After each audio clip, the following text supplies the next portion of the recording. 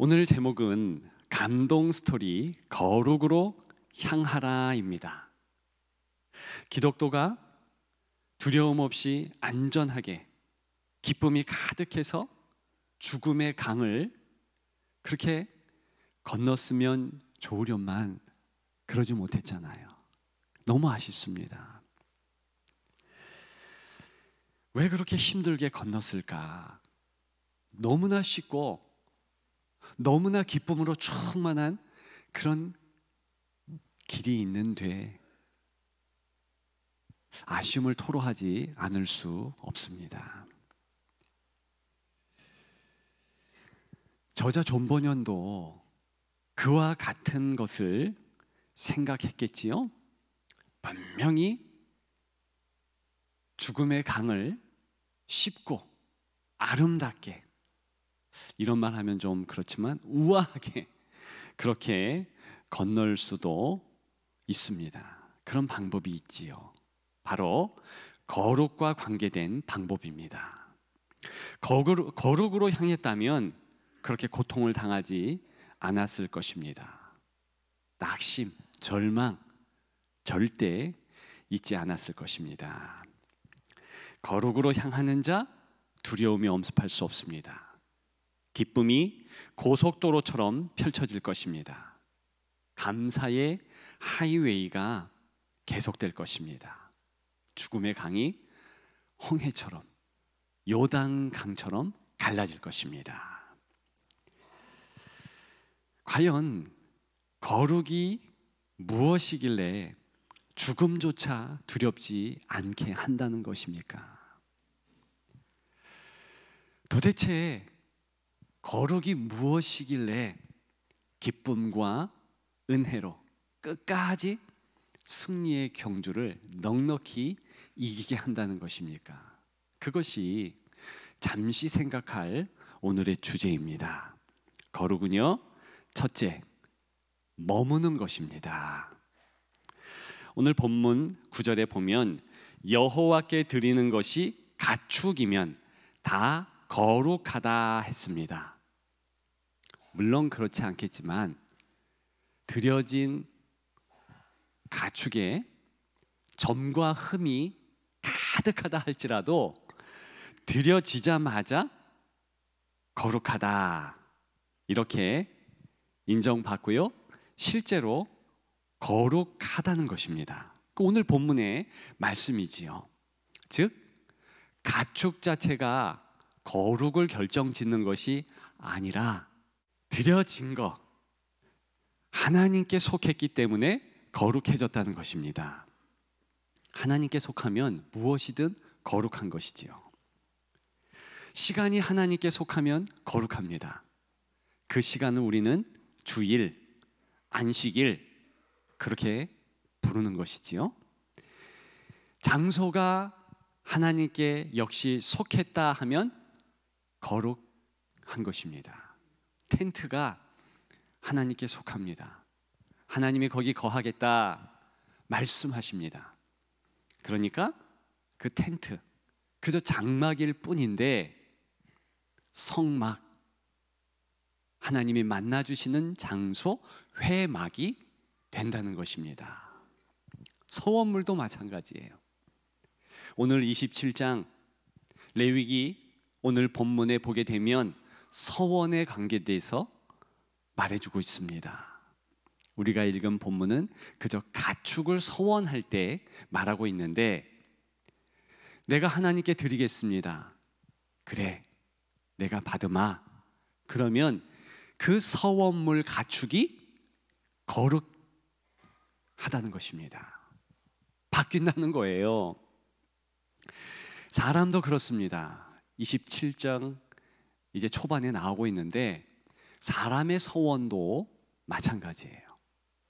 자, 부모님들이 자녀에 대해서 서원할 때가 있습니다. 특별히 자녀의 환경이 어릴 때 좋지 못할 때. 저희 가정이 그렇거든요. 저희 형님이 저희 어머니 아버지가 서원을 했습니다. 건강이 좋지 않았어요. 죽을 것 같은 어려움이 있었습니다. 어떤 분들 보니까 자녀를 서원했는데, 그런데 자녀들이 목회자 되지 않으려고 합니다. 어떻게 할까요?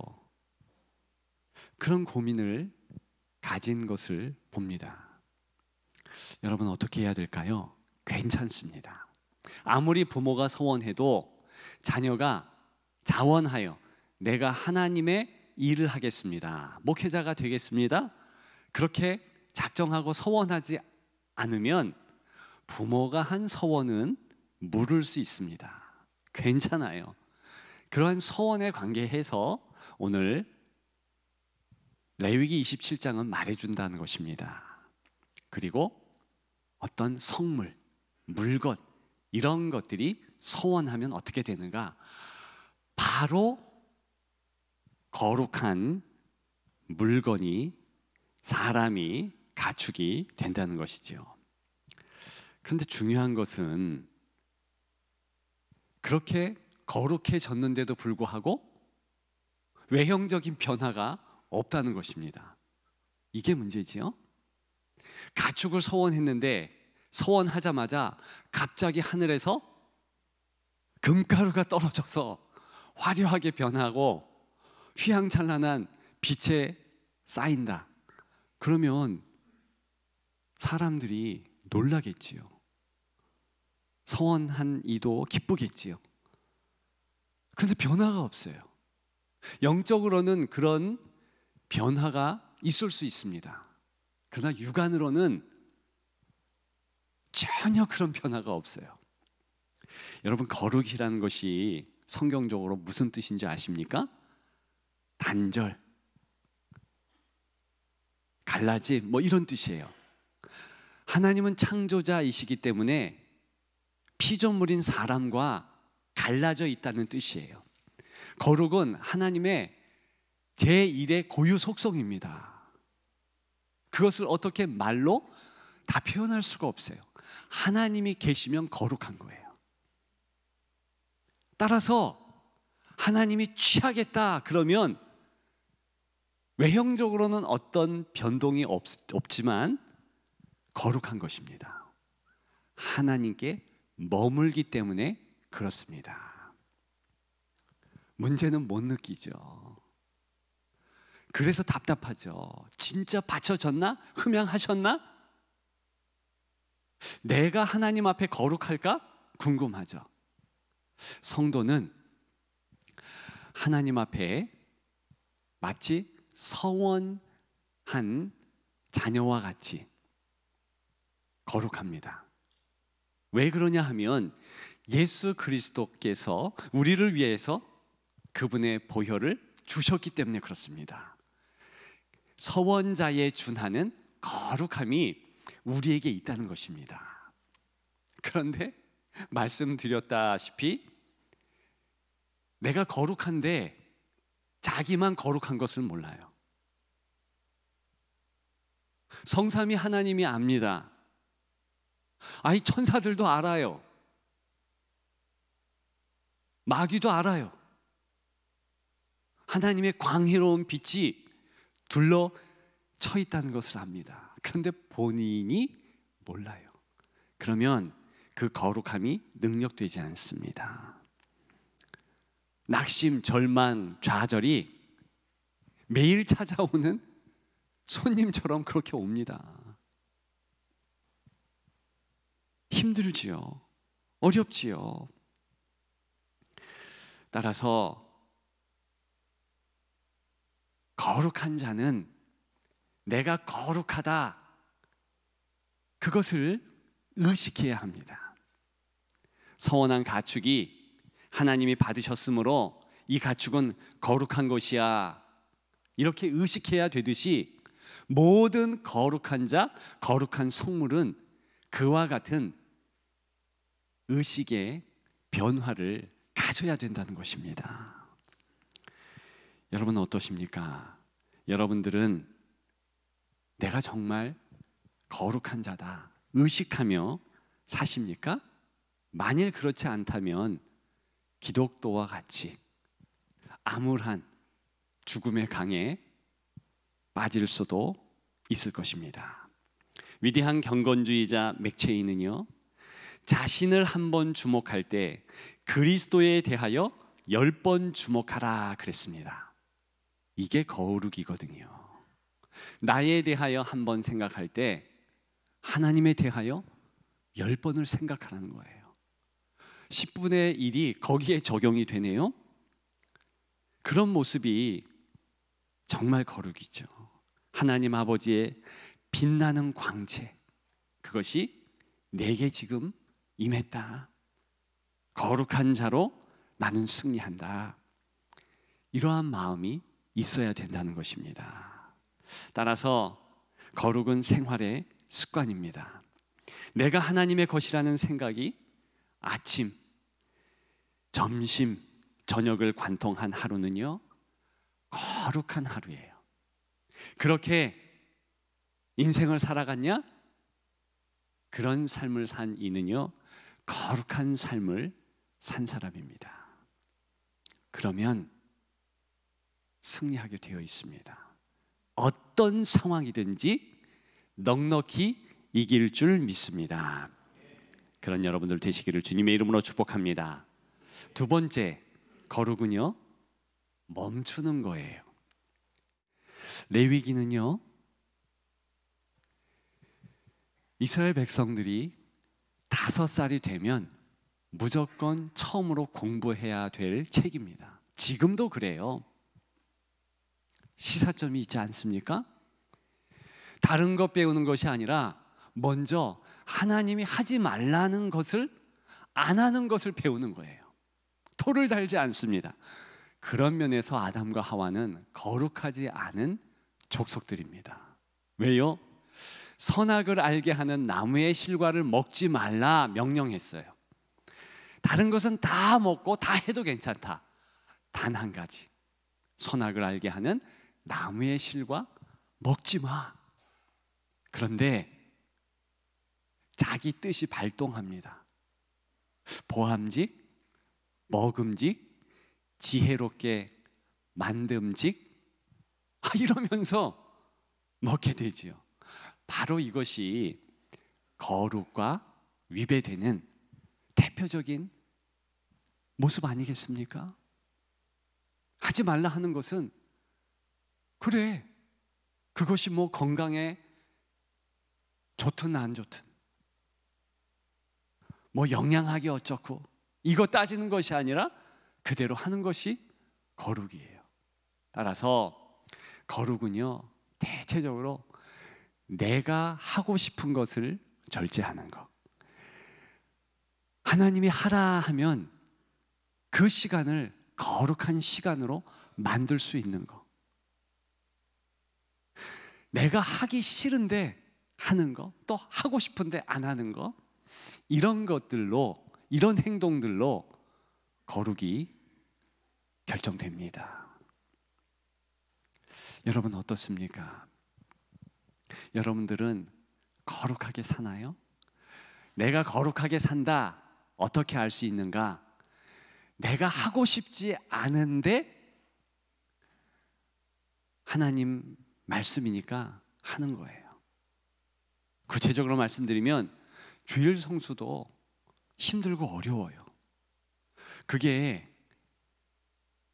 체득이 되어, 특별히 모태 신자들, 그냥 자동으로 된다, 오토매티컬하게 움직인다, 그것은 거룩에는 조금 도움이 안 되는 거예요. 거룩은요, 하고 싶지 않은데도 자꾸 매일매일 행하는 것, 이것이 실은 거룩입니다. 그래서 어떤 분들은 거룩을 위해서 새벽 기도도 해야 되는 거예요. 하기 싫은데 하는 거. 수요 예배도 나와야 되는 거예요. 바쁘고 참석하기 힘든데 하는 거. 이것이 거룩입니다. 오늘 본문에 보면 재미있는 내용이 나와요. 뭐가 나오냐면, 이제 성원물을 바쳤는데 물러야 할 지경이 있습니다. 13절에 보면, 만일 그가 그것을 물으려면 내가 정한 값에 그 5분의 1을 더할지니라. 즉 하나님께 제물로 올렸는데 혹은 하나님 성전에 바쳤는데 그 성원물이, 그 가축이 흠이 발견된 거예요. 그래서 물러야 되는 거예요. 아니면 또 내가 너무 생각해 보니까 불쌍하고 예뻐, 그래서 집으로 다시 가져가고 싶어 해요. 그럼 어떻게 되는가? 제사장이 딱 보고 제사장 판단으로 너 돈 더 내, 그리고 딴 거 가져와, 이렇게 판단하잖아요. 그러면 토를 달 수 없습니다. 그대로 따라야 되는 거예요. 이게 뭘 얘기하는 것입니까? 살아가면서 일상에서 내가 싫지만 법으로 주어진 거, 그것을 그대로 받아들이는 거, 순종하는 거, 이것이 거룩한 자의 모습이라는 것이지요. 여러분들 특별히 주일 성수하고 또 우리에게 주어진 하나님 사랑, 이웃 사랑, 그 십계명, 그리고 그 외에 여러 가지 성도로서 해야 할 규범들, 정말 하나님 사랑하면 하게 되어 있고 내가 싫어하는 것도 하나님이 원하시면 하는 것입니다. 그런 거룩한 여러분들 되시기를 주님의 이름으로 축복합니다. 세 번째, 거룩은 먹는 거예요. 이 부분이 오늘 나눌 내용 중에서 우리가 긴장하고 들어야 할 내용입니다. 자, 아무리 우리가 행동을 하고 결단을 하고 거룩하게 살려고 노력해도 하나님이 행하지 않으시면, 하나님이 먼저 움직이지 않으시면 우리의 모든 경건한 모습, 거룩한 모습은 소위 꽝입니다. 아무것도 아니에요. 당연하죠. 하나님이 계신 곳, 그곳이 거룩한 곳이니까. 하나님은 어떤 일을 하십니까? 그것은요, 우리를 향한 두려움을 주는 거대한 물줄기들을 먹게 하십니다.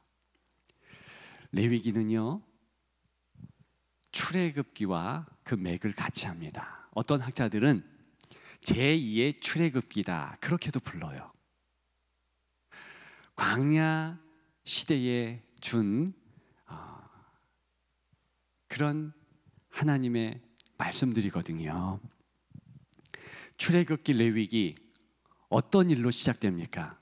하나님께서 홍해를 가르십니다. 거대한 물줄기를 먹게 하십니다. 그러면서 광야 시대가 시작돼요. 그리고 어떻게 광야 시대는 끝을 맺게 됩니까? 어떻게 가나안 땅에 들어가게 되지요? 그것 때문에 죽음의 강을 건넌다, 요단강 건너서 천국 간다, 그런 개념이 성도에게 있는 것입니다. 그런데 성경을 보면 좀 놀라운 모습이 가나안 땅에 들어가는 거지요. 말 그대로 물이 요단강에 있지 않게 합니다. 홍해물은 쩍 갈라졌는데 요단 강물은 아예 말라졌습니다. 마른 땅을 걷게 합니다. 두 곳 다 홍해, 요단강, 물줄기를 먹게 하시는 하나님의 일하심이 있는 거예요. 그 멈춰진 혹은 그쳐진 강을 건너가는 이스라엘 백성들의 정서는 어떻겠습니까? 물론 약간의 두려움은 있을 수 있죠. 벽이 된 큰 홍해, 그 안에는 물고기가 있을 거 아니에요. 그걸 보면서 야, 이거 언제 넘어오면 어떡하지? 그런데 그 두려움은 너무 지엽적이고 아무것도 아니라는 거예요. 우리가 만약에 그 홍해 안에 있다고 생각해 보십시오. 나만 가는 것이 아니라 다 같이 성도들이 진군합니다. 모세는 지팡이를 번쩍 들었어요. 사람들이요, 하나님 때문에 흥분한 모습이 보이십니까? 기쁨으로 가득한 것이 상상됩니까? 정말 그랬다는 거예요. 너무나 의기양양하게 기쁨으로 그 갈라진 홍해를 건넜다는 것입니다. 요단 강물도 마찬가지예요. 아예 하나님께서 물을 말라버리게 했어요. 저 수원이 저 위부터 마르게 하셨지요. 어떤 마음을 가지고 요단강을 건넜을까요? 기쁨으로 건넜습니다. 두렵고 떨림이 전혀 없었어요. 그래서 우리는 확실히 마음에 새겨야 됩니다. 우리가 이 땅을 살아갑니다. 세상 풍조는 나날이 갈리어도, 이 세상 풍조가요, 우리에게 훅 덮쳐요. 그런데 하나님의 거룩은 어떻게 하는 것인가? 그 세상 풍조의 물줄기를 먹게 하는 거예요. 그러면 성도는, 거룩한 성도는 그 멈춰진 세상 풍조 보며 감사, 감격, 그리고 기쁨의 정서를 간직한 채 신앙생활 한다는 것입니다. 이것이 성도 기쁨의 비밀입니다. 세상 풍조는 뭐라고 우리에게 외쳐댑니까? 너 돈 없지? 너 건강 없지? 너 자녀 일이 잘 안 되지? 관계가 힘들지? 너 절망뿐이야. 너 아무것도 아니거든. 돈 없는 네가, 못생긴 네가, 너 못 일어나는 게 정상이야. 무릎 꿇어. 너 같은 것은 살 수 없어. 이게 바로 세상 풍조의 물결이 우리에게 달려드는 것입니다. 거룩한 성도는 어떻게 합니까? 오히려 기쁜 거예요. 왜? 거룩의 광희에 하나님 능력의 그 영광의 빛, 거룩의 빛이 우리를 둘른 거예요. 아무 해함이 없다는 것을 선포하는 것입니다. 그래서 거룩한 자는 이렇게 말합니다. 건강에 문제가 있으면 어때? 돈이 좀 없으면 어때? 하나님이 계신데. 여러분, 오늘 본문 아주 작은 예이지만 놀랍고 마음에 새겨야 할 기본 거룩한 자의 철칙을 말해주고 있습니다. 그것은 뭐냐면, 하나님 앞에 드린 거 세상 풍조로 보면 손해 아닙니까? 하나님께 드리면 드릴수록 손해예요. 내가 가축이 10마리밖에 없는데 그것도 최고 좋은 거 골라서 하나님께 드린다. 이거 이해됩니까? 이거 손해 아니에요? 예? 세상 풍조, 세상 풍속을 보면 그건 손해 중에 손해죠.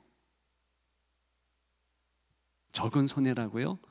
기본은 그것입니다. 내가 하나님 일을 하면서 바친 청춘, 만일 생각해 보면, 세상적인 잣대로 계산해 보면 그것만큼 손해 아닌 것이 없어요.